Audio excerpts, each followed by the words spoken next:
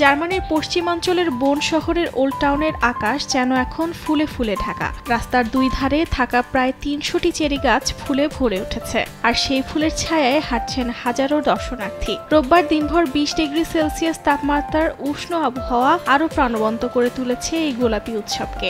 সেই সঙ্গে চেরি ফুলের সুবাসে ভরে গেছে পুরো শহর।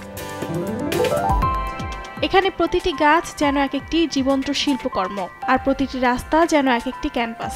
জানা গেছে বন শহরে প্রথম চেরি গাছ লাগানো হয় ১৯৮৬ সালে, আর তখন থেকেই শুরু হয় এই মনোমুগ্ধকর ঐতিহ্যের যাত্রা। এই ফুল দেখার জন্য শুধু জার্মানরাই নয়, পাশের দেশগুলো থেকেও আসেন অনেক পর্যটক। ২ সপ্তাহ ব্যাপী এই ফ্লাওয়ার শো দেখতে প্রতি বছর হাজার হাজার মানুষ ভিড় করেন এই শহরে।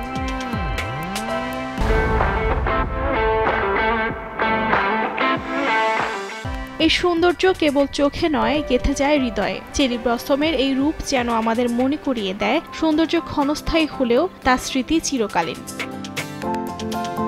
অর্জিতা শেহজিন, সময় সংবাদ।